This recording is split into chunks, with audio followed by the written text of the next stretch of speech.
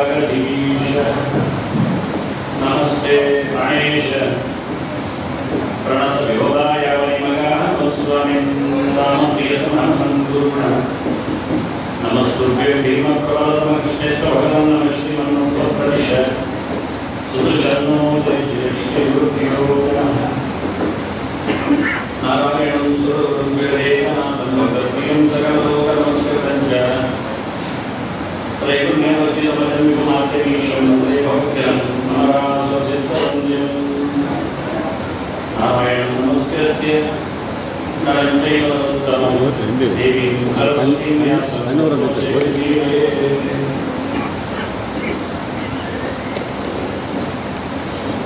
ನೂರು ಪರ್ವಗಳ ಬಹಳ ದೊಡ್ಡ ನಿರ್ಮಿತಿಯ ವೇದವ್ಯಾಸರು ಮಹಾಭಾರತವನ್ನು ಸಕಲ ವೇದಗಳ ಸಾರವನ್ನಾಗಿ ನೀಡಿರುತ್ತಾರೆ.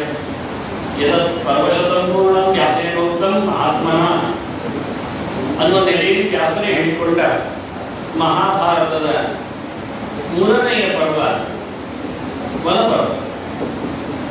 ಈಗಾಗಲೇ ಜೂಜಿನಲ್ಲಿ ಸೋತುಕೊಂಡ ಪಾಂಡವರು ದ್ರೌಪದಿಯೊಡನೆ ಕಲಾವಿನಂತೆ ಕಾಡಿಗೆ ವಿಚಿತ್ರವಾದ ಹೆಜ್ಜೆಯ ನೆಲೆಯಲ್ಲಿ ತೆರಳಿದ್ದಾರೆ. ವನಪರ್ವವು 315 ಅಧ್ಯಾಯಗಳಿಂದ ತುಂಬಿದ 12,500 ಶ್ಲೋಕಗಳನ್ನು ಹೊತ್ತಿದೆ. ಅವಾಂತರ ಪರ್ವಗಳ 21 ಸಂಖ್ಯೆಯಲ್ಲಿ ವನಪರ್ವ ತುಂಬಿದೆ. ಮೊತ್ತ ಮೊದಲ ಅವಾಂತರ ಪರ್ವ ಕಿರ್ಮೀರ ವದ ಪರ್ವ. ಬಹಳ ಜನ ಬೆಲೆ ಹಿಂದೆ ಬಿದ್ದಿದ್ದಾರೆ ಪಾಂಡವರು. ಊರಿನವರನ್ನೆಲ್ಲ ಸಮಾಧಾನಪಡಿಸಿದ್ದಾರೆ ಧರ್ಮರಾಜ. ಅವರನ್ನೆಲ್ಲ ನಮ್ಮವರೇ, ನಮ್ಮ ಅಜ್ಜ ಭೀಷ್ಮ, ನಮ್ಮ ದೊಡ್ಡಪ್ಪ ಧೃತರಾಷ್ಟ್ರ, ಹಾಗಾಗಿ ಸ್ವಜನರ ಜೊತೆಯಲ್ಲಿ ನೀವು ಇರಬೇಕು, ನನ್ನ ಬೆಲೆ ಹಿಂದೆ ಬರುವುದಲ್ಲ ಅಂತ ಹೇಳಿ ಬಹಳ ಜನರನ್ನು ನಿಲ್ಲಿಸಿದ್ದಾನೆ. ಮತ್ತು ಕೆಲವರೆಲ್ಲ ದ್ವಿಜರು ಅವರ ಬೆಲೆ ಹಿಂದೆ ಸಾಗಿದ್ದಾರೆ. ರಾತ್ರಿ ಒಂದು ಆಲದ ಮರದ ಗಂಗಾತೀರದ ಪಕ್ಕದಲ್ಲಿ ನೆಲೆಗೊಂಡಿದ್ದಾರೆ ಪಾಂಡವರು. ನೀರನ್ನು ಮಾತ್ರ ಕುಡಿದಿದ್ದಾರೆ. ಬಹಳ ಕಷ್ಟ ಅಂತ ಅನಿಸ್ತದೆ. ಕೂಡಲೇ ಹೇಳ್ತಾರೆ, ಕಾಡಿನಲ್ಲಿ ಅವರು ದಿವಿದೇವವತ್ಸುಕಂ ಮನೆಯ ವಾಸ ಬಹಳ ಆರಾಮವಾಗಿ ದೇವತೆಗಳಂತೆ ನೆಲೆಗಳು. ಅವರು ನೆಲೆಗೊಂಡ ಬಹಳ ಸಮಯದ ತಾಣ ದ್ವೈತವನ. ಬ್ರಹ್ಮಲೋಕ ಸಮಂ ಪುಣ್ಯಂ ಆಸೀತ್ ದ್ವೈತವಾನುಸರ ಅಂತ ಮಹಾಭಾರತದಲ್ಲಿ ವೇದವ್ಯಾಸರು ಗುರುತಿಸಿ ಹೇಳ್ತಾರೆ. ಅದು ಬ್ರಹ್ಮಲೋಕದಾಗಿತ್ತು. ಪಂಚಪಾಂಡವರ ಪಂಚಪ್ರಾಣಾಧಿಷ್ಠಿತರ ಆ ತಾಣ ಅಂತ ಹೇಳ್ತಾರೆ. ಹೀಗಾಗಿ ನಮಗೆ ಲೋಕದಲ್ಲಿ ಬಂದಾಗ ದೇವತೆಗಳಾಗಲಿ ದೇವರಾಗಲಿ ನರೇಶು ಜಾತಃ ನರವತ್ ಪ್ರವೃತ್ತಿ ಅಂತ ಮನುಷ್ಯರಂತೆ ವರ್ತಿಸಬೇಕು ಅಂತ ಹೇಳಿ ಅವರು ನಾಟಕ ಮಾಡ್ತಾರೆ. ಹೀಗಾಗಿ ಪಾಂಡವರು ಆ ರಾತ್ರಿ ದಾರಿಯಲ್ಲಿ ಅಡ್ಡ ಬಂದಿರತಕ್ಕ ಬಕನ ಸೋದರನನ್ನು ಕಿರ್ಮೀರನನ್ನು ಭೀಮಸೇನ ಮುಗಿಸಿರುತ್ತಾನೆ. ಹೀಗಾಗಿ ಕಿರ್ಮೀರ ವಧೆಯ ಪರ್ವ ಅವಾಂತರವಾಗಿ ಮೊದಲು ಆರಂಭಗೊಂಡಿದೆ. 3 ದಿನ ಮತ್ತೆ ತನ್ನ ಬೆನ್ನೆಯಿಂದ ಬಂದವರಿಗೆ ಬ್ರಾಹ್ಮಣರಿಗೆ ಹೇಳುತ್ತಾನೆ. ಕಮ್ಮಿ ಇರಲಿಲ್ಲ ಸಂಖ್ಯೆಯ ಪ್ರಕಾರದಲ್ಲಿ ಅಂದಾಗ ಅವರಿದ್ದದ್ದು ಅಶೀತಿ ಸಹಸ್ರ ಮುನೀಂದ್ರ ವೀರೈಹಿ ದಶಾಂಶಯುಕ್ತೈಹಿ 88,000 ಜನ ಬ್ರಾಹ್ಮಣರು ಧರ್ಮರಾಜನ ಬೆನ್ನೆಯಿಂದ ಬಂದಿದ್ದಾರೆ. ಅದರೊಟ್ಟಿಗೆ ಯತೀನಾಂ ಅಯುತಂ 10,000 ಸನ್ಯಾಸಿಗಳು ಬೇರೆ. ಇವರೆಲ್ಲರನ್ನು ನೋಡಿಕೊಳ್ಬೇಕು ಅಂತ ಧರ್ಮರಾಜ ಯೋಚನೆ ಮಾಡಿ ಹೇಳ್ತಾರೆ, ನಾವು ನಮ್ಮ ಅಶ್ವವರ್ಧನಗಳನ್ನೆಲ್ಲ ನೋಡಿಕೊಳ್ಳುತ್ತೇವೆ, ನಿನಗೆ ಅದರ ತಗ್ಗಡ ಬೇಡ ಅಂತ. ನಾವು ನಿಮ್ಮ ಏಳಿಗೆಗಾಗಿ ಜಪ ಮಾಡ್ತಾ ಒಳ್ಳೆ ಇತಿಹಾಸಗಳನ್ನು ಕಥೆಗಳನ್ನು ನಿಮಗೆ ತಿಳಿಸಿಕೊಡ್ತಾ ನಿಮ್ಮೊಟ್ಟಿಗೆ ಇರ್ತೇವೆ ಅಂತ ಹೇಳ್ತಾರೆ. ಆದರೆ ಧೌಮ್ಯರಲ್ಲಿ ಕೇಳಿಕೊಂಡು ಧರ್ಮರಾಜ ಏನು ಮಾಡುವ ಅಂತಾನೆ ಧೌಮ್ಯರವರ ಪುರೋಹಿತರವರು ಹೇಳ್ತಾರೆ, ನನಗೆ ನಾರದರು ಕೊಟ್ಟಿರತಕ್ಕ ಮಂತ್ರ ಇದೆ, ನಾರದರಿಗೆ ಇಂದ್ರದೇವರು ಕೊಟ್ಟಿದ್ದಾರೆ. ಹಾಗಾಗಿ ಎಲ್ಲ ಅಭೀಷ್ಟಗಳನ್ನು ಕೊಡುವ ಸೂರ್ಯನಿದ್ದಾನೆ, ಅವರೊಳಗಿನ ನಾರಾಯಣ ಎಲ್ಲರನ್ನು ಕಾಪಾಡುವ ಪ್ರತಿನಿತ್ಯ ಹಗಲು ರಾತ್ರಿ ಅನ್ನುವ ಅನಿಸುವವ. ಹೀಗಾಗಿ ಅಷ್ಟಾಕ್ಷರಂ ಪರಂ ಮಂತ್ರಂ ಸತತಂ ಪ್ರಿಯಂ ಪರಮಂ ಆರ್ತಸ್ಯ ಪರಮಂ ಪ್ರಿಯಂ. ಹಾಗಾಗಿ ಕಷ್ಟದಲ್ಲಿ ಇರುವವನಿಗೆ ಎಂಟಕ್ಷರದ ಸೂರ್ಯ ಮಂತ್ರ ಗೃಣಿ ಸೂರ್ಯ ಆದಿತ್ಯ ಅಂತ ಉಪನಿಷತ್ತುಗಳೆಲ್ಲ ಕೊಂಡಾಡಿದ ಮಂತ್ರ. ಅಭಿಷ್ಟಗಳನ್ನೆಲ್ಲ ಸುಲಿಸುವವನು ಅನ್ನೋ ನೆಲೆಯಲ್ಲಿ ಗೃಣಿ, ಹೊರಗೆ ಮಳೆಯಾಗಿ ಬದುಕನ್ನು ಬೆಳೆಸುವವನಾಗಿ, ಇನ್ನೊಂದೆಡೆಯಲ್ಲಿ ಸೂರ್ಯ ಪ್ರಾಪ್ಯನಾಗಿ ಜ್ಞಾನಿಗಳಿಂದ ಪ್ರತಿನಿತ್ಯ ತಮ್ಮ ಜೀವೋಧನೆಗಾಗಿ ಪ್ರಾರ್ಥಿಸಲ್ಪಡುವ ಹಾಗೆ ಆದಿತ್ಯ ಮಗನಾಗಿ ಬಂದಿದ್ದಾನೆ. ಅದರ ಒಳಗಿನಿಂದ ಭಗವಂತ ಆದಿತ್ಯ ಆದೋಭವ ಎಲ್ಲರಿಗಿಂತ ಮೊದಲಿದ್ದವ ನಾರಾಯಣಮಯ ಸಮಗ್ರಾಸಿ. ಅದರಂತೆ ಎಲ್ಲ ಜ್ಞಾನದ ಅತ್ಯಂತ ಎತ್ತರದ ಪ್ರಪಂಚ ಪ್ರಮಾಣದ ಭಗವಂತ ಸತ್ಯಂ ಜ್ಞಾನ ಅನಂತಂ ಬ್ರಹ್ಮ ಅಂತ ಜ್ಞಾನರೂಪರಿದ್ದಾನೆ. ಜ್ಞಾನದಿಂದಲೇ ಪರವನ್ನು ಪಡೆಯಲಿಕ್ಕೆ ಸಾಧ್ಯ ಆಗುವಂತಿದ್ದಾನೆ. ಅಂತಹ ನಾರಾಯಣ ಮಹಾಜ್ಞೇಯಂ, ಅವನು ಸೂರ್ಯ, ಅವನು ಅಭೀಷ್ಟಗಳು ಅನಿಸಿಕೊಂಡ ಪ್ರಪಂಚವಾದ ಆನಂದವನ್ನು ಮೋಕ್ಷವನ್ನು ಕರಗಿಸುವನು. ಹೀಗೆ ಸೂರ್ಯಾಂತರ್ಯಾಮಿಯಾದ ನಾರಾಯಣನನ್ನು ಕುತ್ತಿಗೆವರೆ ನೀರಲ್ಲಿ ನಿಂತುಕೊಂಡು ಧರ್ಮರಾಜ ಜಪಿಸಿದ್ದಾನೆ. ಸೂರ್ಯ ಮನೆಗೆ ಗೃಹೇಶ್ವ ಬಿಡದಂತಾಮ್ರಂ ಅಂತ ತಾಮ್ರದ ಪಾತ್ರೆಯನ್ನು ಕೊಟ್ಟಿದ್ದಾನೆ. ಅದರ ಮಹತ್ತಿಗೆಯನ್ನು ಕೇಳಿದ ರತ್ನಾದಿದಂ ಕಾಮ ಬರಾನ್ನದಂಚ, ಬೇಕಾದಂತಹ ದುಡ್ಡುಗಳನ್ನು ಊಟವನ್ನು ಎಲ್ಲ ಕೊಡುತ್ತದೆ. ದಿನೇಕ್ಷಯನ್ನ ಚತುರ್ವೇದಂಚ, ಎಲ್ಲ ಬಗೆಯ ಊಟಗಳನ್ನು ನೀಡುವಂಥದ್ದು. ಅವನೊಂದು ಮಾತು ಹೇಳ್ತಾನೆ, 12 ವರ್ಷದವರೆಗೆ ಇದರಲ್ಲಿ ಊಟ ಸಿಗುತ್ತೆ. ಹಾಗಾಗಿ ಮತ್ತೆ ಹೋಯಿತು ಅಂತ ಕೇಳಿ ಮುಂದೆ ಇನ್ನೊಂದು ಹೇಳ್ತಾನೆ ನಿಯಮವನ್ನು. ಪಾಂಚಾಲಿ ಕೊನೆಗೆ ವತ್ಸ್ಯದಿಂದ ಕೊನೆಯಲ್ಲಿ ನಿಲ್ಲುವವಳು ಇದರ ಊಟವನ್ನು ಮಾಡುವವಳು ದ್ರೌಪದಿ. ಹಾಗೆ ಅವಳ ನಂತರದಲ್ಲಿ ಅದು ಪಾತ್ರೆ ಬರಿದಾಗ್ತದೆ ಪ್ರತಿನಿತ್ಯದಲ್ಲಿ. ಈಗ ಎಲ್ಲರನ್ನು ಭುಕ್ತವಸ್ತು ಅಂತ ಹೇಳಿ ಎಲ್ಲರನ್ನು ಊಟ ಮಾಡಿಸಿದ ನಂತರ ಧರ್ಮರಾಜ ಕಾಡಿನಲ್ಲಿದ್ದಾಗ ಊಟ ಮಾಡುತ್ತಿದ್ದ. ಧರ್ಮರಾಜನ ಅಶನದ ಬಳಿಕ ದ್ರೌಪದಿ ಅದು ಯಜ್ಞಶೇಷಿಯನ್ನು ನೆಲೆಯಂತೆ ಊಟ ಮುಗಿಸ್ತಾ ಇತ್ತು. ಹೀಗೆ ಬಹಳ ಸುಂದರವಾದಂತಹ ಪ್ರವೇಶ ವನದ ಒಳಗೆ ಆರಾಮವಾಗಿ ನಿತ್ಯ ಔತಣದಂತೆ ಅಕ್ಷಯ ಪಾತ್ರೆಯೊಂದಿಗೆ ಪಾಂಡವರು. ನಾವು ಕಾಡಿಗೆ ತೆರಳಿದ ಪಾಂಡವರ ಜೊತೆಗೆ ಹೋದ್ರೆ ಇಲ್ಲಿ ಉಳಿದವರೇನಾಗಬೇಕು ಅಂತ ಹತ್ತಿರಪುರದಲ್ಲಿ ನೋಡ್ಬೇಕಾಗ್ತದೆ. ಯುದ್ಧದಲ್ಲಿ ಧೃತರಾಷ್ಟ್ರ ಕೇಳ್ತಾರೆ, ಏನಾಯ್ತು ಅಂತ. ಎಲ್ಲ ನಿನಗೆ ಶಾಪ ಆಗಿದ್ದಾರೆ ಅಂತ ಹೇಳ್ತಾರೆ. ಮತ್ತೇನ್ ಮಾಡಬೇಕು ಅಂತ ಪಾಂಡವರನ್ನು ಕೆರೆಸಿ ರಾಜ್ಯ ಕೊಡುವಂತ ವಿದುರ. ಇನ್ನು ಯಾವತ್ತು ಪಾಂಡವರ ಪಕ್ಷಪಾತಿ ಅವರಲ್ಲಿ ಹೋಗಿಬಿಡುವಂತ ಕೂಡಿಬಿಟ್ಟಾನೆ. ವಿದುರ ರಥದಲ್ಲಿ ಓಡಿ ಬಂದಿದ್ದಾನೆ. ಧರ್ಮರಾಜ ನೋಡ್ತಾನೆ, ಭೀಮನ ಹತ್ರ ಹೇಳ್ತಾನೆ, ಓಯ್ ಆಯುಧವನ್ನು ಎಳಿಲಿಕ್ಕೆ ಬಂದಿರಬೇಕು ಇದರ ಮತ್ತೆ ದ್ಯೂತಕ್ಕೆ ಅಂತ ಬೆದರಿಕೊಳ್ತಾನೆ. ಅಷ್ಟೊತ್ತಿಗೆ ಇದು ಬಂದಾಗಿತ್ತು, ನನ್ನನ್ನು ಅಡ್ಡಿದ್ದಾರೆ ಅಂತ ಹೇಳಿದ್ದಾನೆ. ಅಲ್ಲೇ ಇದ್ದು ಬಿಡ್ತೇನೆ ಎಂದು ಕೂತಿದ್ದಾನೆ. ಇದ್ದ ಧೃತರಾಷ್ಟ್ರ ಮತ್ತೆ ಸಂಜೆಯನ್ನು ಬೆಳೆಸಿ ಇದನ್ನು ಬರಲಿಕ್ಕೆ ಹೇಳಿದ್ದಾನೆ. ಮತ್ತೆ ವಿದುರ ಹಿಂದೆ ಬಂದಿದ್ದಾನೆ. ಮತ್ತು ಕೇಳ್ತಾನೆ ಧೃತರಾಷ್ಟ್ರ ಏನು ಹೇಳಿ, ಬಹಳ ದೊಡ್ಡ ಅನಾಹುತ ನಡೆದಿದೆ, ಒಳಗೆ ಹೋಗುವಾಗಲೇ ದೊಡ್ಡ ಹೆಣ ಇತ್ತು, ನನಗೆ ಕಿರಿಮೇಲದ್ದು ಊರಿನವರೆಲ್ಲ ಹೇಳ್ತಾ ಇದ್ರು. ಇಷ್ಟರವರೆಗೆ ಅತ್ತ ಇತ್ತ ಜನರು ಕಾಡಿಗೆ ಹೋಗಲು ಹೆದರುತ್ತಿದ್ದ ಬಹಳಷ್ಟು ಹಳೆಯ, ಯಾವಾಗ ಮಗನನ್ನು ಮುಗಿಸಿದ್ದಾನ ಭೀಮ ಆಗಲೇ ಊರಿನವರಿಗೆಲ್ಲ ಕ್ಷೇಮ ಆಗಿತ್ತು. ಇವ ಅಡಗಿ ಕೂತವ ಕಿರಿಮೀರ, ಅವನ ಸೋದರ ಅವನನ್ನು ಮುಗಿಸಿದ್ದಾನೆ ಅಂತ ಮತ್ತೆ ಎದೆಗಟ್ಟಿ ಹೇಳ್ತಾ ಇದ್ದಾನೆ ವಿದುರ. ಯಾವರಿಗೊಂಡ ಧೃತರಾಷ್ಟ್ರ ಆದರೆ ತೋರಿಸಿಕೊಟ್ಟಿಲ್ಲ. ಇತ್ತ ಕೃಷ್ಣನಿಗೆ ಧರ್ಮರಾಜ ಜನರನ್ನು ಕಳುಹಿಸಿದ್ದ, ನಾವು ಕಾಡಿಗೆ ತೆರಳಿದ್ದೇವೆ ಅಂತ ಕೃಷ್ಣನ ಬಂದಿದ್ದಾನೆ. ಬಂದವನೇ ಸುಭದ್ರೆಯನ್ನು ಅಭಿಮನ್ಯುವನ್ನೆಲ್ಲ ಕರ್ಕೊಂಡು ಹೋಗ್ತಾನೆ. ಮತ್ತೆ ಹೇಳಿದ್ದಾನೆ, ಅವರೆಲ್ಲರ ನಾಶ ಆಗ್ತದೆ ಅಂತ ಸಂಕಲ್ಪ ಅವತ್ತೇ ಮಾಡಿದ್ದಾನೆ. ದುರ್ಯೋಧನತ್ಯ ಶಕುನೇಹಿ ದುರ್ಯೋಧನತ್ಯ ಕರ್ಣಸ್ಯ ಶಕುನೇಶ್ಚ ದುರಾತ್ಮನಃ ದುಶ್ಯಾಸನ ಚತುಷ್ಟಾನ ಭೂಮಿ ಮಾತ್ಸ್ಯತಿ ಶೋಣಿತಂ ಅಂತ ಅವರೆದುರು ಹೇಳ್ತಾರೆ. ದುಷ್ಟ ಚತುಷ್ಟಯನ ನೆತ್ತರನ್ನು ಈ ನೆಲ ಕುಡಿಯಲಿಕ್ಕೆ ಉಂಟು ಅಂತ ಆವತ್ತೇ ಪ್ರತಿಜ್ಞೆ ಮಾಡಿದ. ದ್ರೌಪದಿ ಹತ್ತುಕೊಂಡು ಕೃಷ್ಣನ ಪಾದಕ್ಕೆ ನಮಿಸಿದ್ದಾಳೆ. ನೈಮೇ ಪದಯಸ್ಸಂತಿ ನ ಪುತ್ರಾಹ ನ ಬಾಂಧವಾಃ ಅಂತ ದಿಗ್ಬಲಂ ಭೀಮಸೇನಸ್ಯ ದಿಗ್ಭಾರ್ತಸ್ಯ ಜಗಾಂಡೀವಂ ಯತ್ ದುರ್ಯೋಧನ ಕೃಷ್ಣ ಕ್ಷಣವೊಂದಲ್ಲಿ ಅವರು ಬದುಕ್ತಾ ಇದ್ದಾನಲ್ಲಿ ಇನ್ನೂ ಸಹ ಅಂತ ಹೇಳಿ ಕೋಪದಿಂದ ಹತ್ತಿದ್ದಾಳೆ. ಬಹಳಷ್ಟು ದೂರದ ಕೃಷ್ಣಾಗ ಆಕೆಗೂ ಸಮಾಧಾನ ಮಾಡ್ತಾನೆ. ರೋದಿಷ್ಯಂತೆ ಸ್ತ್ರೀಯೋ ಕೇತಾಹ ಅಂತ ಹೇಳಿ ಯಶಾಂಕುದ್ಧಾತಿ ಭಾಗಿ, ಯಾರ ಹೆಸರಿನಲ್ಲಿ ನೀನು ಕೋಪವನ್ನು ತಾಳ್ತಾ ಇದ್ದೀಯ ಅವರ ಹೆಸರು ಇದೇ ರೀತಿಯಾಗಿ ಅಳುವುದನ್ನು ತೋರಿಸಿಕೊಂಡು ಅಂತ ಹೇಳಿದ್ದ.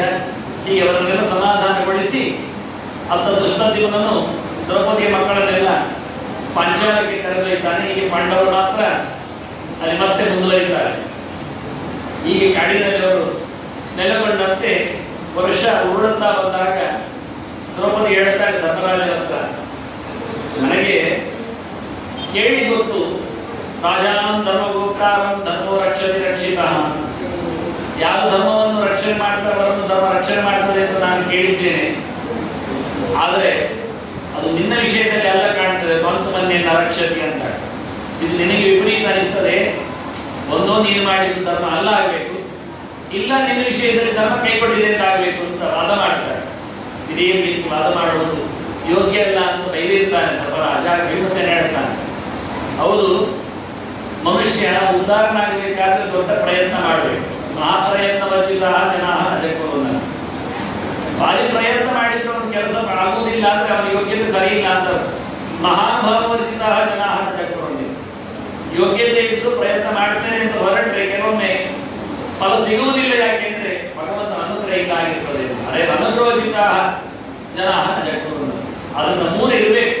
ನಮಗೆ ದೇವರ ಅನುಗ್ರಹ ಇದೆ, ಕ್ಷತ್ರಿಯರಾಗಿ ಹುಟ್ಟಿದ್ದೇವೆ, ಪ್ರಯತ್ನ ಮಾಡಲಿಲ್ಲ, ಈಗೇನು ತಡ ಆಗಲಿಲ್ಲ.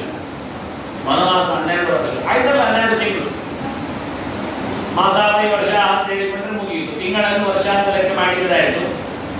ಹಾಗಾಗಿ 12 ತಿಂಗಳ ಇದೆಲ್ಲ ಹಿಂದೆಲ್ಲ ಸಹಸ್ರ ಸಮಮಾಸತ ಅಂತ ಹೇಳಿ 1000 ವರ್ಷದ ಯಜ್ಞ ಮಾಡುತ್ತೇನೆ ಎಂದು ಸಂಕಲ್ಪ ಮಾಡ್ತಾರೆ. ಸಮ ಅಂದ್ರೆ ಮಾಸ ಅಂತ ಅರ್ಥ. ವಿಪರೀತವಾದ ಅಕ್ಷರದ ವ್ಯವಸ್ಥೆ. 1000 ತಿಂಗಳು ಅಂತ ಹೇಳಿ ಯಜ್ಞವನ್ನು ಮಾಡುವ ಕ್ರಮ ಶ್ರುತಿಗಳಲ್ಲಿ ಇದೆ. ಅದಕ್ಕೆ ಇನ್ನೊಂದು ವರ್ಷ, ಇನ್ನೊಂದು ತಿಂಗಳು ಅಜ್ಞಾತವಾಸ ಮಾಡಿ ಹೋಗಿ ದುರ್ಯೋಧನಾದಿಗಳನ್ನು ಮುಗಿಸಿ ಕೃಷ್ಣನ ಸಂಕಲ್ಪದಂತೆ ದುಷ್ಟದ್ಯುಮ್ನ ಹೇಳಿದಂತೆ ದುಷ್ಟದ್ಯುಮ್ನ ಹೇಳಿರ್ತಾನೆ, ನಾನು ದ್ರೋಣರನ್ನು ಮುಗಿಸಿರುತ್ತೇನೆ, ನನ್ನಣ್ಣ ಶಿಖಂಡಿ ಇದ್ದ ಭೀಷ್ಮರನ್ನು ಮುಗಿಸಿರ್ತಾನೆ ಅಂತ ದ್ರೌಪದಿ ಅವಮಾನಕ್ಕಾಗಿ ಮೌನಭೂತವರನ್ನು ಸಹ ನಾವು ತೆಗಿದ್ದೇವೆ ಅಂತ ಹೇಳಿಕೊಂಡಿದ್ದಾರೆ. ಹಾಗಾಗಿ ನಾವು ಹೋರಾಡುತ್ತೇವೆ ಅಂತ ಹೇಳಿದಾಗ ಜೀವನಲ್ಲಿ ನಮ್ಮಯ ಬೇಡ, ಖಂಡಿತವಾಗಿಯೂ ವರ್ಷ ಮುಗಿದಾಗ 12ರಲ್ಲಿ ನಾನು ಅಜ್ಞಾತವಾದ ಮುಗಿಸಿ ಹೋರಾಟಕ್ಕೆ ಬರ್ತೇನೆ ಅಂತ ಧರ್ಮರಾಜ ಹೇಳಿರ್ತಾನೆ. ಮತ್ತೆ ಅವರಲ್ಲಿ ಕೇಳಿಕೊಡುತ್ತಾನೆ, ನೀನು ಹೋರಾಡುವುದಿಲ್ಲ ದೊಡ್ಡವರಲ್ಲಿ, ನೀನು ಶಸ್ತ್ರಗಳನ್ನು ಮಾತ್ರ ಉಪಯೋಗಿಸಿ ಅಸ್ತ್ರಗಳನ್ನು ದೇವತೆಗಳನ್ನು ಕಲಿಯುವುದಿಲ್ಲ. ಇನ್ನೂ ಅರ್ಜುನ ತಯಾರಾಗಲಿಲ್ಲ ಹೋರಾಟಕ್ಕೆ, ಹಾಗಾಗಿ ಆ ನಂತರ ತೆರಳುತ್ತೇನೆ ಅಂತಾನೆ. ಸರಿ, ಅರ್ಜುನನನ್ನು ತಯಾರು ಮಾಡಿ ವೇದವ್ಯಾಸರು ಬರ್ತಾರೆ. ಧರ್ಮರಾಜನಿಗೆ ಪ್ರತಿಸ್ಪರ್ಧಿ ವಿದ್ಯೆಯ ಮಂತ್ರೋಪದೇಶ ಕೊಡ್ತಾರೆ. ಧರ್ಮರಾಜ ಅವನಿಗೆ ಒಂದು ದಿವಸ, ಒಳ್ಳೆಯ ದಿವಸ ಅರ್ಜುನನಿಗೆ ಅಂತ ಹೇಳಿಕೊಡ್ತಾನೆ. ಅರ್ಜುನ ಸಾಧನೆಗಾಗಿ ಹಿಮಾಲಯಕ್ಕೆ ತೆರಳುತ್ತಾನೆ. ಗಂಧಮಾದರ ಪಟ್ಟದಲ್ಲಿನ ಇಂದ್ರಕೀಲ ಪರ್ವತದಲ್ಲಿ ಅವರು ಮತ್ತೆ ಕೈ ಮೇಲೆತ್ತಿಕೊಂಡು ಜಪ ಮಾಡುತ್ತಾರೆ. ಮೊದಲಿಗೆ 2-3 ದಿನಕ್ಕೊಮ್ಮೆ ಬಿದ್ದ ಎಲೆಯನ್ನು ತಿಂದು ತಪಸ್ಸು ಮುಂದುವರಿಸುತ್ತಾನೆ. ತಿಂಗಳು ಉರುಳಿದಂತೆ 6 ದಿನಕ್ಕೊಮ್ಮೆ ಎಲೆ ತಿನ್ನುವುದು ಮಾಡುತ್ತಾನೆ. ಮುಂದಿನ ತಿಂಗಳಿಗೆ ಅದಕ್ಕಿಂತ ಮತ್ತೆ 12 ದಿನಕ್ಕೆ ಕೊನೆಗೆ ಪಕ್ಷಾಹಾರ ಮಾಡಿದ ಉಪವಾಸವನ್ನು ಮಾಡಿಕೊಂಡು ಗಾಳಿಯನ್ನು ಸೇವನೆ ಮಾಡುತ್ತಾ ತಪಸ್ಸನ್ನು ಕಠೋರ ಮಾಡಿ 6ನೇ ತಿಂಗಳಾದಾಗ ಅವನಿಗೊಂದು ಘಟನೆ ನಡೆಯುತ್ತದೆ. ಮೂಕ ಅಸುರ, ಅಸುರನ ಹೆಸರು ಮೂಕ ಅಂತ. ತಾಟಗೆಯ ಮಗ, ಸುಂದೋಪು ಸುಂದರ ಮಗ. ಅಜ್ಜ ಸುಂದೋಪು ಸುಂದರ ತಂದೆ ಕ್ಲಾದ ಅಂತ, ಪ್ರಹ್ಲಾದನ ಸೋದರ, ಹಿರಣ್ಯಕಶಿಪುವಿನ ಮಗ. ಹಿರಣ್ಯಕಶಿಪು ದ್ವಿತೀಯಲ್ಲಿ ಹುಟ್ಟಿದವ ಕಶ್ಯಪನಿಗೆ. ಕಶ್ಯಪ ಪ್ರಜಾಪತಿ ಮರೀಚಿಯ ಮಗ ಇದ್ದಾನೆ, ಮರೀಚಿ ಚತುರ್ಮುಖರ ಮಗ ಇದ್ದಾನೆ. ಹೀಗೆ ವಂಶ ಪರಂಪರೆಯಲ್ಲಿ ಬಂದ ಮುಖಾಸುರ ವರಾಹ ರೂಪದಲ್ಲಿ ಬಂದು ಆತನಿಗೆ ಉಪಟಳ ಕೊಡಲು ನೋಡಿದಾಗ ಆತ ಬಾಣ ಎಸೆದಿದ್ದಾನೆ. ಇಂಥ ಕಿರಾತ ರೂಪದಲ್ಲಿ ಶಿವ ಬಂದಿದ್ದಾನೆ. ಪಾರ್ವತಿಯು ಪರಿವಾರವೂ ಎಲ್ಲ ಬಂದಿದೆ ಬೇಡರ ವೇಷದಲ್ಲಿ. ಅವನು ಬಾಣ ಪ್ರಯೋಗ ಮಾಡಿದ್ದಾನೆ. ವರಾಹಕ್ಕೆ 2 ಬಾಣ ನೆಟ್ಟಿದೆ ಹಂದಿಗೆ. ಬೇಡ ಜೋರು ಮಾಡ್ತಾನೆ. ತಪಸ್ವಿಗಳಿಗೆ ಬೇಕಾ ಬಾಣ ಪ್ರಯೋಗದ ಕತೆ? ನಾನು ಬೇಟೆಗಾರ, ನೀನೇಕೆ ಹೊಡೆದೆ? ಇವನು ಸ್ವಲ್ಪ ಅರ್ಜುನ ಬಿಗುಮಾನದಿಂದಾಗಿ ಜೋರು ಮಾಡ್ತಾನೆ. ಹೋರಾಟ ಆರಂಭ ಆಗ್ತದೆ. ಅರ್ಜುನನ ಎಲ್ಲ ಅಸ್ತ್ರಗಳನ್ನು ನುಂಗಿ ಹಾಕ್ತಾನೆ ಬೇಡ. ಕೊನೆಗೆ ಮತ್ತೆ ಶಿವನನ್ನು ಪ್ರಾರ್ಥನೆ ಮಾಡಿ ಪೂಜೆ ಮಾಡಿ ಬರ್ತೇನೆ ಅಂತೇಳಿ ಅರ್ಜುನ ನೆಲೆಗೊಂಡು ಪುಷ್ಪಾಂಜಲಿ ಸಮರ್ಪಣೆ ಮಾಡಿ ಅದು ಬೇಡದ ತಲೆ ಮೇಲೆ ಇರ್ತದೆ. ಗೊತ್ತಾಗುತ್ತೆ ಅವನಿಗೂ ಇದು ಶಿವಪ್ಪನೇ ಬಂದಿದ್ದಾನೆ ಅಂತ ಮತ್ತೆ ಕ್ಷಮಿಸಬೇಕು ಅಂತ ಕೇಳಿಕೊಂಡು ಅಸ್ತ್ರವನ್ನು ಪಡೀಲಿಕ್ಕೆ ಕೇಳುತ್ತಾನೆ. ಪಾಶುಪತಾಸ್ತ್ರ ಸರ್ವ ಸಂಹಾರಕಾಸ್ತ್ರ, ಅದಕ್ಕೆ ವಿಷ್ಣುವೇ ದೇವತೆ. ರುದ್ರನನ್ನು ಸಾಧನೆ ಮಾಡಿದ್ದಾನೆ, ಹಾಗಾಗಿ ರುದ್ರದಿಂದ ಪಡಿತಾ ಇದ್ದಾನೆ. ಅದರಿಂದ ಮೊದಲು ಬಹಳ ಚೆನ್ನಾಗಿತ್ತು. ಶಿವಾಯ ವಿಷ್ಣು ರೂಪಾಯ ವಿಷ್ಣುವೇ ಶಿವರೂಪಿಣೆ ಅಂತ ಉಪಾಸನೆ ಮಂತ್ರಗಳು. ಹೇಗೆ ಅಂತರ್ಯಾಮಿ ಚಿಂತನೆ ನಡೀತದೆ, ಹೇಗೆ ಗೋಲಕದ ಅನುಸಂಧಾನ ಆಗ್ತದೆ ಅಂತ ಮಹಾಭಾರತ ಹೇಳಿಕೊಡ್ತದೆ.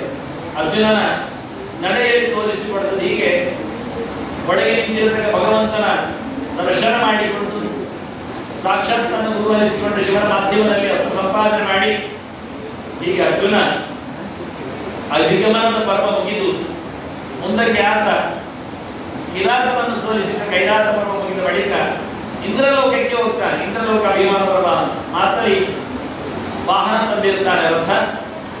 ಅದರಲ್ಲಿ ಮೇಲಿನ ಲೋಕಕ್ಕೆ ತೆರಳುತ್ತಾನೆ. ಅಲ್ಲಿ ಇಂದ್ರಾದಿಗಳೆಲ್ಲ ಅವನಿಗೆ ಬೇಕಾದಷ್ಟು ಅಸ್ತ್ರಗಳನ್ನೆಲ್ಲ ನೀಡುತ್ತಾರೆ. ಇಂದ್ರನೇ ತನ್ನ ಸಿಂಹಾಸನದ ಅರ್ಧದಲ್ಲಿ ಅವನನ್ನು ಕುಳಿತಿರ್ತಾನೆ. ತನ್ನ ಕಿರೀಟವನ್ನು ಹಾಕಿರ್ತಾನೆ. ಅವನಿಗೊಂದು ಕೆಲಸ ಇದೆ. ಹಾಗಾಗಿ ಇಂದ್ರನಂತವರು ಮಾತ್ರ ಸಾಯಿಸಬಹುದಾದ ನಿಮಾತ ಕವಚರು ಅಂತ ಹೇಳಿ 3 ಕೋಟಿ ಜನ ರಟ್ಟಸರು ಸಮುದ್ರದಲ್ಲಿ ಅಭಿಭೂತವರಿದ್ದಾರೆ, ಹೋರಾಟ ಮಾಡಬಹುದು.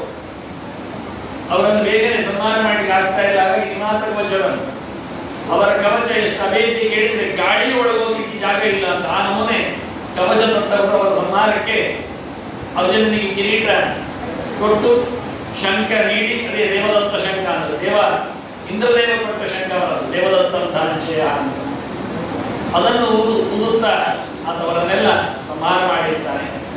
ಅಲ್ಲಿದ್ದಾಗ ಅವನ ಸ್ವಾಗತಕ್ಕೆ ಬಂದಿರತಕ್ಕ ಅಪ್ಸರೆಯರು ಗಂಧರ್ವರನ್ನೆಲ್ಲ ಪರಿಗಿಸಿದ ಅರ್ಜುನ ಹಾಗಾಗಿ ಇಂದ್ರನೇನೋ ಉರ್ವಶಿಯನ್ನು ಕಳಿಸ್ತಾನೆ. ಉರ್ವಶಿ ಬಂದಾಗ ಅರ್ಜುನ ನಮಸ್ಕಾರ ಮಾಡ್ತಾನೆ. ಮಹಾತಾಯಿ ನೀನು ವಂಶವರ್ಧಿನಿ ಇದ್ದಿ ಅಂತ. ಅಂದ್ರೆ ಹಿಂದೆ ವಯೋಸ್ವದ ಮಗನಿಗೆ ಇಳ ಎನ್ನುವ ಮಗಳು ಹುಟ್ಟಿದ್ದಾಳೆ, ಸತ್ಯವ್ರತನಿ ಮನ್ವಂತರದ ಅಧಿಪತಿಗೆ. ಅವಳನ್ನು ಬುಧ ಚಂದ್ರನ ಮಗ ಮೆಚ್ಚಿಕೊಂಡಿದ್ದಾನೆ. ಅಲ್ಲಿಂದ ಪುರೂರವಸ್ ಬರುತ್ತಾನೆ. ಪುರೂರವಸನ ಚೆಲುವು ನೋಡಿ ಉರ್ವಶಿ ಮದುವೆಯಾಗಿರ್ತಾಳೆ. ಅಲ್ಲಿಂದ ಆಯು ಶುತಾಯು ಸತ್ಯಾಯು ರಯ ವಿಜಯ ಜಯ ಅಂತ ಮಕ್ಕಳು ಅಲ್ಲಿಂದ ಆಯುಷಿಗೆ ನಹುಷ ಹುಡುತ್ತಾನೆ. ನಹುಷನಿಂದ ಯತಿ ಯಯಾತಿ ಸಂಯಾತಿ ಆಯತಿ ನಿಯತಿ ಕೃತಿಯಿಂದ ಮಕ್ಕಳಾಗುವಲ್ಲಿ ಯಯಾತಿ ಮುಂದಿನವನಾಗ್ತಾನೆ. ಯಯಾತಿಗೆ ದೇವಯಾನಿಯಲ್ಲಿ ಮತ್ತೆ ಶರ್ಮಿಷ್ಠೆಯಲ್ಲಿ ಯದು ಮತ್ತೆ ಪೂರ್ವ ಬರ್ತಾರೆ. ಯದುವಿನಿಂದ ಯಾದವ ವಂಶ, ಪೂರ್ವಿನಿಂದ ಪೌರವ ವಂಶ, ಪಾಂಡವ ವಂಶ ಬರ್ತದೆ. ಹೀಗಾಗಿ ವಂಶದ ಮೊದಲವಳು ಅಂತ ಹೇಳಿ ವಂಶ ಜನನಿ ಅಂತ ಹೇಳಿ ಆತನಿಬ್ಬರಿಗಾಗಿ ನೋಡುತ್ತಾ ಇದ್ದ ಉರ್ವಶಿಯನ್ನು ಆಕೆ ತಪ್ಪು ಭ್ರಮಿಸಿ ಅರ್ಜುನನ ಜೊತೆಯಲ್ಲಿ ಇರಲು ಬಂದಿದ್ದಾಳೆ. ಆದರೆ ಅರ್ಜುನ ಸಂಸ್ಕಾರ ಮಾಡಿ ನೋಡಿ ಶಾಪ ಕೊಡ್ತಾಳೆ, ನೀನು ಹೆಣ್ಣಾಗು ಅಂತ, ನಿನ್ನಲ್ಲಿ ಪುರುಷತ್ವ ಇಲ್ಲ. ಮತ್ತೆ ಇಂದ್ರ ಹೇಳ್ತಾನೆ 1 ವರ್ಷದ ಮಟ್ಟಿಗೆ ಒಳ್ಳೆಯದೇ, ಅಜ್ಞಾತವಾಸಕ್ಕೆ ಸರಿಯಾಗುತ್ತೆ. ಹೀಗೆ ಹೋದರೂ ಶಾಪವನ್ನು ಹೊರವನ್ನಾಗಿಸಿಕೊಂಡು ಬಂದ ಅರ್ಜುನ. ಹೀಗೆ ನಿಮಾತ ಕವಚ ಯುದ್ಧದ ಬಳಿಕ ಇತ್ತ ಪಾಂಡವರಲ್ಲಿ ಅರ್ಜುನ ಇಲ್ಲದೆ ಬಹಳಷ್ಟು ಬೇಸರ ಪಟ್ಟ ಪಾಂಡವರು ಅಲ್ಲಿಂದ ತೆರಳಿದ್ದಾರೆ. ಅವರು ಹಾಗಾಗಿ ಬೇಸರವನ್ನು ಕಳೆಯಲಿಕ್ಕೋಸ್ಕರ ಬರದಷ್ಟು ಬಂದ ಅವನಿಗೆ ನಡನ ಉಪಾಖ್ಯಾನವನ್ನು ಹೇಳುತ್ತಾರೆ. ನಡಚರಿತೆ ಹೇಗೆಲ್ಲ ಕಳೆದುಕೊಂಡು ಹೋಗ್ತಾರೆ, ವಿರಹ ಇರುತ್ತೆ ಅಂತ ಹೇಳಿದ್ವಿ. ಅಲ್ಲಿಂದ ಒಳ್ಳೆ ರೀತಿಯಿಂದ ನಳನಿಗೆ ಜೂಜಿನಲ್ಲಿ ಸೋಲು ಬಂದದ್ರಿಂದ ಬರದಷ್ಟು ಹೇಳ್ತಾನೆ, ನನಗೆ ಅಕ್ಷವಿದ್ಯೆ ಬರುತ್ತೆ ಅಂತ. ಧರ್ಮರಾಜ ಒಳ್ಳೆ ಕಲಿತಿರ್ತಾನೆ. ಇನ್ನೆಲ್ಲಾದ್ರೂ ಕರೆದ್ರೆ ಮತ್ತೊಮ್ಮೆ ಸೋಲಿಸಿಬಿಡ್ಬೇಕು ಶಕುನಿಯನ್ನು ಅಂತ ಚೆನ್ನಾಗಿ ಕಲಿತಿರ್ತಾನೆ. ಅಲ್ಲಿಂದ ಮುಂದಕ್ಕೆ ತೀರ್ಥಯಾತ್ರೆಗೆ ರೋಮೇಶ್ವರ ಸಿಗ್ತಾರೆ, ಹೊರಡ್ತಾರೆ. ತೀರ್ಥಯಾತ್ರಾ ಪರ್ವ ಅವನು 3ನೇ ಸರ್ತಿ ಪ್ರದಕ್ಷಿಣೆ ಬರುವುದಂತೆ ಆತ ಯಾತ್ರೆಯಲ್ಲಿ ರೋಮಶ ಪಾಂಡವರ ಜೊತೆಯಲ್ಲಿ ಅಲ್ಲಲ್ಲಿನ ಚರಿತ್ರೆಗಳನ್ನು ಉಲ್ಲೇಖ ಮಾಡ್ತಾ ಚಿಂತನೆಗೆ ಇದ್ದ. ತೀರ್ಥಯಾತ್ರೆಯ ಶ್ರವಣ ಮಾಡಿದ್ರೇನೆ ಪುಣ್ಯ ಬರ್ತದಂತೆ. ತೀರ್ಥಯಾತ್ರೆ ಹೊರಟ್ರೆ 100 ಪಾಲದ ಪುಣ್ಯ ಉಂಟು ಅಂತ ಇಲ್ಲಿ ತಿಳಿಸಿಕೊಡ್ತಾರೆ ರೋಮಶರು. ಈ ಯಾತ್ರೆಯನ್ನು ಕೈಗೊಳ್ಳುತ್ತಾರೆ. ಇವರ ಜೊತೆ ಹೇಗಾದರೂ ಇವರನ್ನು ಮೋಸಗೊಳಿಸಬೇಕು, ಬಡದಾಗಬೇಕು ಅಂತ ಒಬ್ಬ ಅಸುರ ಬ್ರಾಹ್ಮಣ ವೇಷದಲ್ಲಿ ಕೂತಿದ್ದಾನೆ ಜಟಾಸುರ. ಭೀಮನ ಕಣ್ಣು ತಪ್ಪಿಸಿ ದ್ರೌಪದಿಯನ್ನು ಪಾಂಡವರನ್ನೇನು ಹೊತ್ಕೊಂಡ ಮೇಲೆ ಯಾರಿಲ್ಲ. ಅವರೆಲ್ಲ ಭೀಮನ ಕರೆದಾಗ ಭೀಮವನ್ನು ಅವರಿಗೆ ಮಡೆದು ಜಟಾಸುರ ವಧೆ ಪರವಾಗಿದೆ, ಸಂಹಾರ ಮಾಡ್ತಾನೆ. ಮುಂದಕ್ಕೆ ಒಂದು ಗರುಡ ಕುಬೇರನ ಮನದಲ್ಲಿ ಇರತಕ್ಕ ಆಮನ್ನು ಎತ್ತಲಿಕ್ಕೆ ಹೋಗಿ ಗಾಳಿಯಿಂದ ರಭಸದಲ್ಲಿ ಪದ್ಮ ಪಾಂಡವರಿದ್ದಲ್ಲಿಗೆ ಒಂದು ಬೀಳುತ್ತದೆ. ದ್ರೌಪದಿ ನೋಡ್ತಾಳೆ, ಭೀಮನಲ್ಲಿ ಹೇಳ್ತಾಳೆ ಇದು ಬೇಕು. ಸರಿ ಹೊರಟಿದ್ದಾನೆ ಭೀಮಸೇನ ತರಲಿಕ್ಕೆ.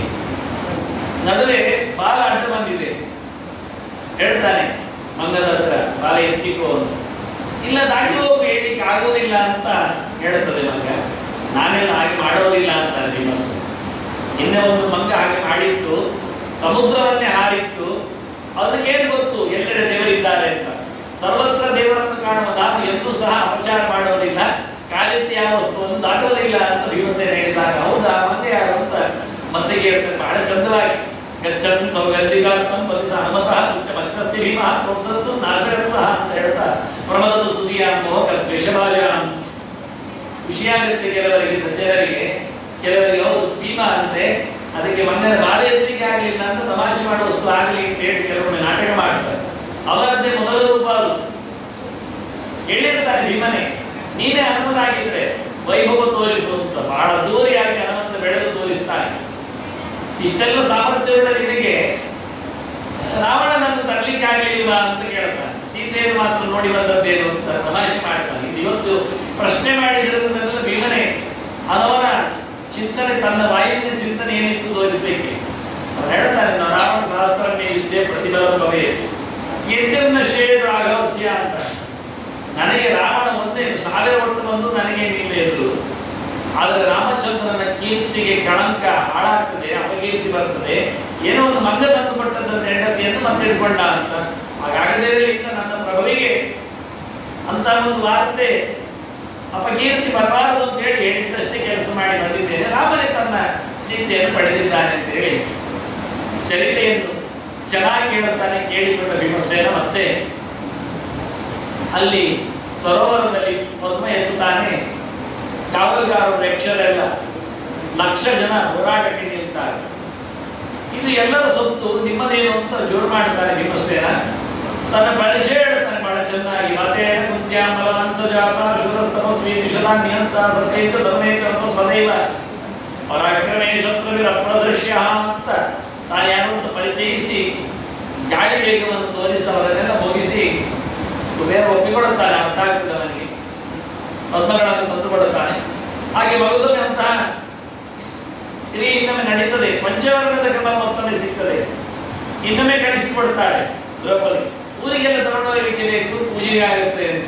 ಅವಳು ಬಹಳ ಕಾಲ ಬದುಕುವ ಕಮಲ ಅಂತ ಇರ್ತದೆ. ಈಗಾಗಲೇ 5-6 ವರ್ಷ ಆಗುವುದಷ್ಟೇ ಅವರು ವನವಾಸದಲ್ಲಿ. ಮತ್ತೆ ತರಲಿಕ್ಕೆ ಹೋಗಿದ್ದಾನೆ. ಕುಬೇರನ ಮೃತ್ಯರು ಲಕ್ಷಗಟ್ಟಲೆ ಕೋಟಿಗಟ್ಟಲೆ ಪದ್ಮ ಸಂಖ್ಯೆಯಲ್ಲಿ ಹೇಳ್ತಾರೆ. ಸುಮಾರು 0ಗಳು. ಮಣಿಮತ್ ಪೂರ್ವಗರವರೆಲ್ಲ ದೈತ್ಯರು ಹೋರಾಟಕ್ಕೆ ಬಂದಿದ್ದಾರೆ, ಎಲ್ಲ ಸತ್ತಿದ್ದಾರೆ.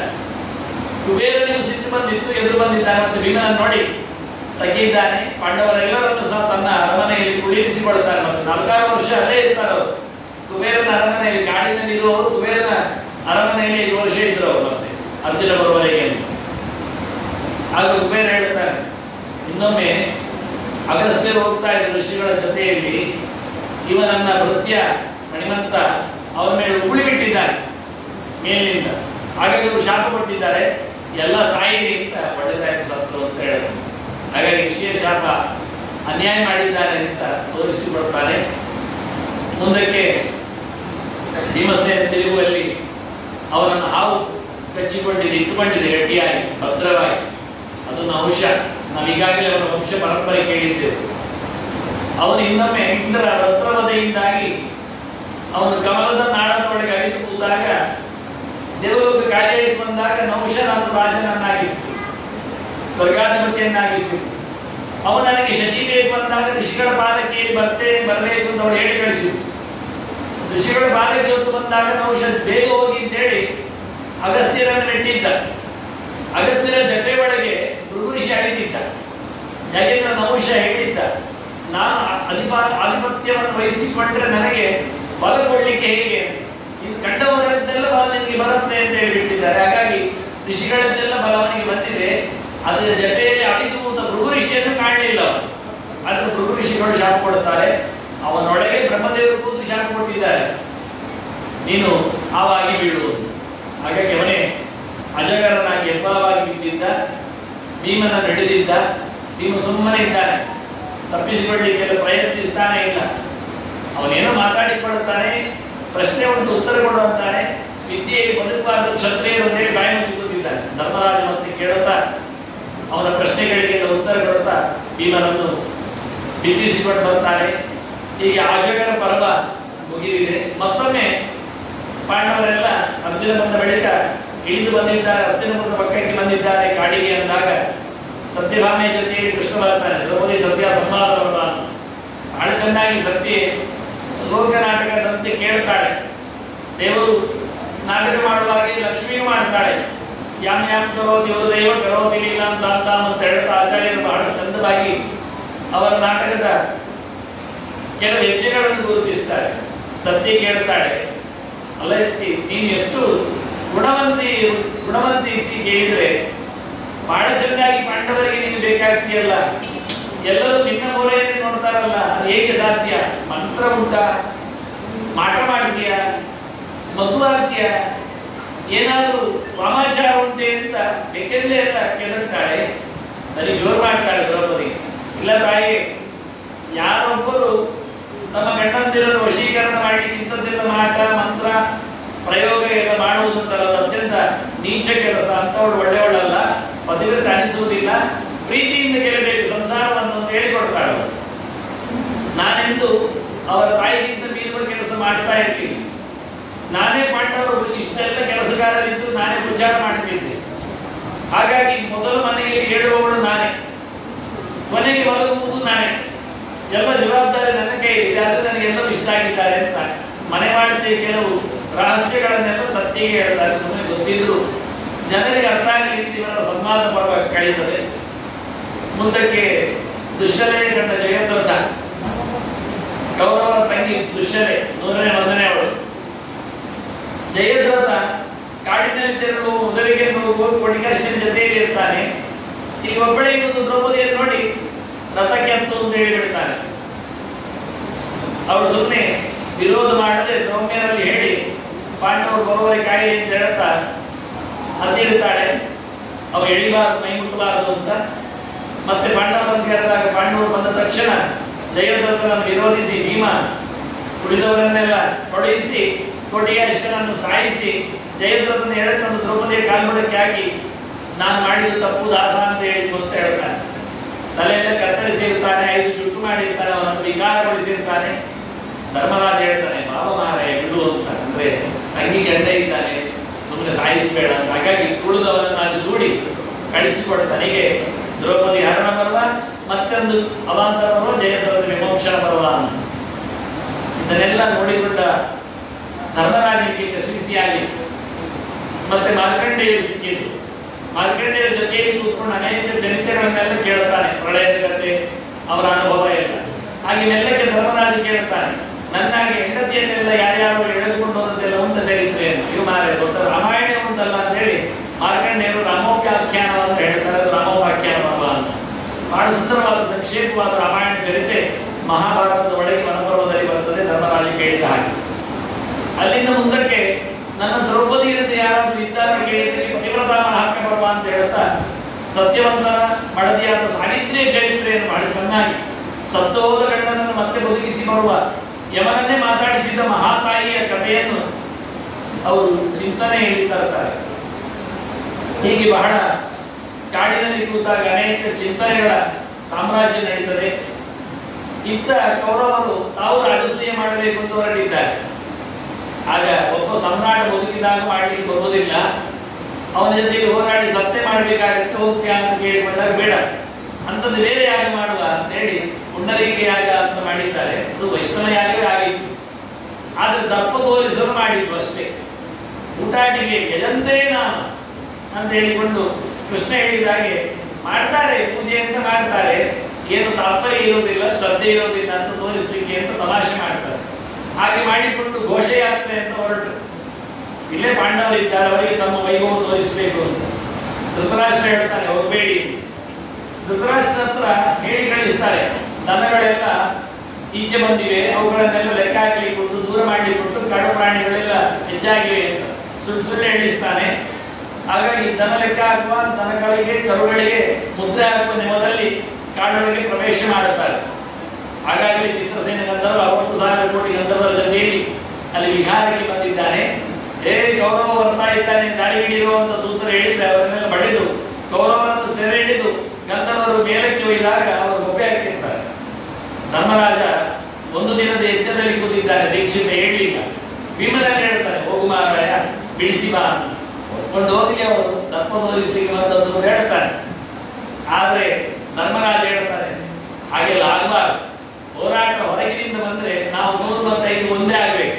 ನಮ್ಮಲ್ಲಿ ಹೋರಾಟ ಆದ್ರೆ 125 ಸಾಕಾಗ್ತದೆ ಅಂತ ಬಹಳ ಸಾಮಾಜಿಕ ಕಳಕಳಿಯ ದಾಕ್ಷಿಣ್ಯ ಪ್ರವೃತ್ತಿಯ ಧರ್ಮರಾಜ ಹೇಳಿದಾಗ ಭೀಮಸೇನ ಹೋಗಿ ಅವರನ್ನೆಲ್ಲ ಬುದ್ಧಿ ಹೇಳ್ಕೊಂಡು ದುರ್ಯೋಧನನ್ನೆಲ್ಲ ಬಿಡಿಸಿ, ಹಾಗಾಗಲೇ ಕಾರಣ ಓಡಿರ್ತಾನೆ ಪೆಟ್ಟು.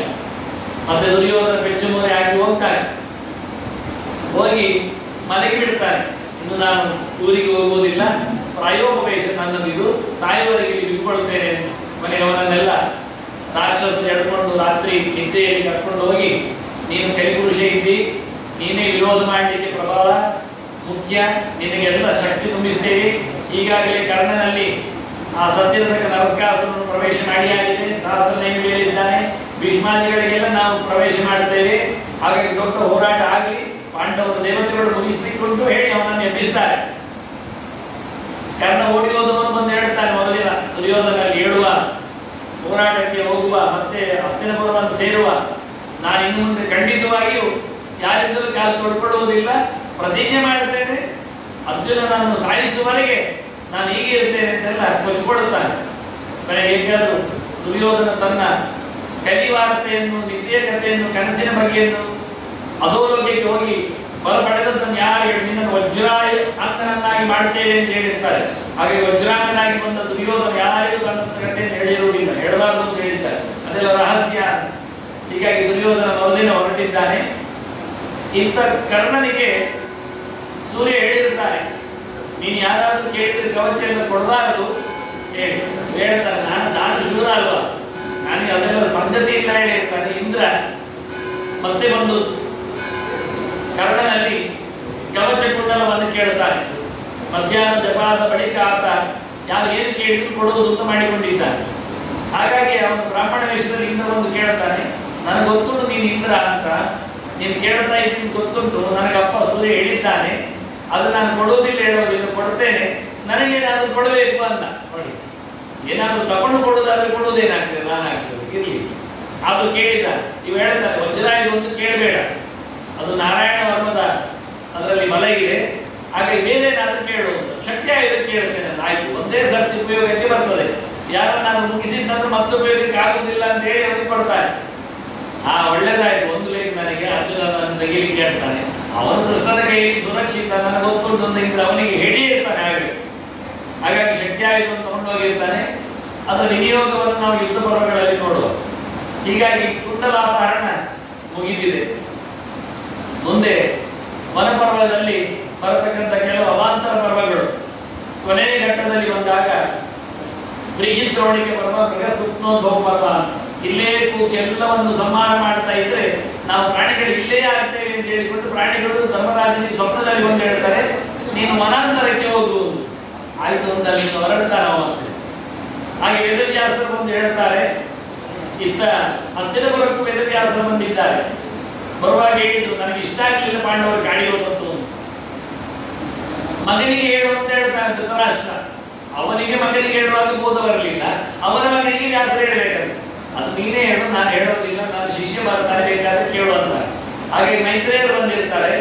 ಮೈತ್ರೇಯರು ಹೇಳ್ತಾರೆ, ನಾನು ನೋಡಿ ಬಂದೆ ಕೆಮ್ಮಿಯ ವಧೆಯನ್ನು ಅಂತ ಬಿತ್ತರಿಸ್ತಾರೆ. ಬಿತ್ತರಿಸಿದ್ರೆ ದುರ್ಯೋಧನ ತೊಡೆ ತರ್ತಾನೆ, ನನಗೂ ಸಾಮರ್ಥ್ಯ ಇದೆ ಅಂತ ಅಂಗಿಸ್ತಾನೆ. ನಿನ್ನ ತೊಡೆ ಮುರಿದೋಗ್ತದೆ ಯುದ್ಧದಲ್ಲಿ ಅಂತ ಮೈತ್ರೇಯರು ಶಾಪ ಕೊಡುತ್ತಾರೆ. ಹೀಗಾಗಿ ತೊಡೆ ಮುರಿದು ಬೀಳುವ ಪ್ರಕರಣಕ್ಕೆ ಮೊದಲೇ ಮೈತ್ರೇಯರು ಬೀಜಕ್ಷೇಪ ಮಾಡಿದ್ದಾರೆ. ಮುಂದೆ ಕಥೆ ಏನು ಅಂತ ಧೃತರಾಷ್ಟ್ರ ಕೇಳ್ತಾರೆ. ಧೃತರಾಷ್ಟ್ರನಿಗೆ ಕಥೆ ಹೇಳುವುದಿಲ್ಲ ಮೈತ್ರೇಯರು. ನೀನು ಅಧಿಕ ಪ್ರಸಂಗಿ ಇರುವೆ, ನಿನಗೆ ಇಷ್ಟ ಇಲ್ಲ, ನೀನು ಬೇರೆಯವರ ಕಥೆ ಕೇಳಿ ವಿದುರನಲ್ಲಿ ಬಂದಿದ್ದು ನೋಡಿದ್ದಾನೆ. ಹಾಗೆ ವಿದುರನಲ್ಲಿ ಕಥೆಯನ್ನು ಕೇಳಿ ಏನೇನು ಚರಿತ್ರೆ ಕೇಳಿಕೊಳ್ತಾರೆ. ಇತ್ತ ವ್ಯಾಸರು ಮತ್ತೆ ಪಾಂಡವರಿಗೆ ಸಿಕ್ಕಿ ಹೇಳ್ತಾರೆ, ನೋಡು, ಒಬ್ಬ ಮುದ್ಗರ ಋಷಿ, ಅವನು ಶಿರೋಜ್ಜವೃತ್ತಿಯಲ್ಲಿ ಬದುಕುವವ, 15 ದಿನಕ್ಕೊಮ್ಮೆ ಊಟ ಮಾಡುವವ ಅಷ್ಟೇ. ಅವನು ಸಿಗುವುದಷ್ಟೇ ಆಯ್ತು. ಒಟ್ಟು ಲೆಕ್ಕ ಹಾಕಿದ್ರೆ ಗದ್ದೆ ಕಟಾವ ಮಾಡಿದ ನಂತರ ಅದರ ದನಿಗಳು ಹೊತ್ಕೊಂಡು ಹೋದ ನಂತರ ಹಕ್ಕಿಗಳು ತಿಂದು ಹಾರಿದ ಮೇಲೆ ಉಳಿದ ಅಕ್ಕಿಯನ್ನು ಹೆಕ್ಕಿ ಅದನ್ನು ಹಿಟ್ಟು ಮಾಡಿ ತಿನ್ನಬೇಕವ. 15 ದಿವಸಕ್ಕೊಮ್ಮೆ ಸಿಗ್ತದೆ ಅವನಿಗೆ ಅಷ್ಟಾದ್ರು. ಅದರಲ್ಲಿ ಅವನು ಎಲ್ಲ ಕರ್ಮಗಳನ್ನೆಲ್ಲ ಮಾಡ್ತಿದ್ದ, ದೇವತಾರಾಧನೆ, ಪಿತೃಶ್ರಮಾರಾಧನೆ ಎಲ್ಲ. ಹೀಗೆ ಮಾಡ್ತಾ ಇರುವಾಗ ಬಹಳಷ್ಟು ದಾನ ಧರ್ಮ ಮಾಡಿದಾಗ ಒಮ್ಮೆ ದುರ್ವಾಸರು ಬಂದು ಕೇಳ್ತಾರೆ ಅವರ ಸೊತ್ತನ್ನು. ಅವು ಉಳಿದದ್ದು ತಿನ್ಲಿಕ್ಕೆ ಉಂಟು, ದಾನ ಮಾಡಿದ್ದಾನೆ, ಇನ್ನೂ ಕೂಡ ಹೇಳಿದ್ದಾರೆ, ಪೂರ್ತಿ ತಿಂದೋಗಿದ್ದಾರೆ, ಮಾತಾಡ್ಲಿಲ್ಲ. ಮತ್ತೊಂದು ಸತ್ಯವೂ ಹಾಗೆ ಒಟ್ಟು ಮಾಡಿ ಅತಿ ಸತ್ಕಾರ ಮಾಡಿ ತಿನ್ಬೇಕು ಅಂದಾಗ ದುರ್ವಾಸರೇ ಬರ್ತಾರೆ, ಇನ್ನೊಮ್ಮೆ ತಗೊಳ್ತಾರೆ, ಪೂರ ತಿಂದಾಕ್ತಾರೆ. ಹಾಗೆ ಮತ್ತು ಬರ್ತಾರೆ. ಹೀಗೆ 6 ಸರ್ತಿ ಬಂದು ತಿಂದಿದ್ದಾರೆ. ಮತ್ತೆ ಹೇಳ್ತಾರೆ ದುರ್ವಾಸರು, ನಿನಗೆ ಇಷ್ಟು ಸರ್ತಿ ಬಂದು ಕೋಪ ಬರಲಿಲ್ಲ, ಒಳ್ಳೆ ವ್ಯಕ್ತಿ ನೀನು ಅಂತ ಹೇಳಿ ದುರ್ವಾಸರ ಮನೆಗೆ ಅನುಗ್ರಹ ಮಾಡಿ ನಿನಗೆ ಸ್ವರ್ಗ ಸಿಗ್ತದೆ ಅಂತ. ಅದೆಲ್ಲ ಬೇಡ ಅಂತ, ಏನು ಪ್ರಯೋಜನ ಅಂತ, ಮತ್ತೆ ಹಿಂದೆ ಬರ್ಲಿಕ್ಕೆ ಉಂಟಲ್ಲ, ನನಗೆ ಮೋಕ್ಷಕ್ಕೆ ಹೋಗುವ ಹಾಗೆ ಸಾಧನೆಗೆ ಅವಕಾಶ ಕೊಡಿ ಅಂತ. ಹಾಗೆ ಎಷ್ಟು ದುಃಖ ಬಂದರೂ ಸುಖ ಖಂಡಿತ ಸಿಕ್ಕೇ ಸಿಗ್ತದೆ ಅಂತ ವ್ಯಾಸರ ಒಂದು ಕಥೆ ಹೇಳಿ ಧರ್ಮರಾಜನನ್ನು ಬಹಳಷ್ಟು ದುಃಖ ಸ್ಥಾನಗಳಿದ್ರು ಅದನ್ನೆಲ್ಲ ಮನಸ್ಸಿನಲ್ಲಿ ನುಂಗಿ ಹಾಕಿ ಅದೆಲ್ಲ ಬರ್ತದೆ ಹೋಗ್ತದೆ ಅಂತ ಲೆಕ್ಕಾಚಾರ ಮಾಡುವ ಅಂತ ಹೇಳ್ತಾ ಅದನ್ನು ಗಟ್ಟಿ ಮಾಡಿದ್ದಾರೆ. ಮುಂದೆ ಒಂದು ಬ್ರಾಹ್ಮಣನ ಅರಣಿ ಮಥನ ಒಂದು ಮೃಗದ ಜಿಂಕೆಯ ಕೊಂಬಿಗೆ ಸಿಕ್ಕಿ ಕಳೆದೋಗ್ತದೆ.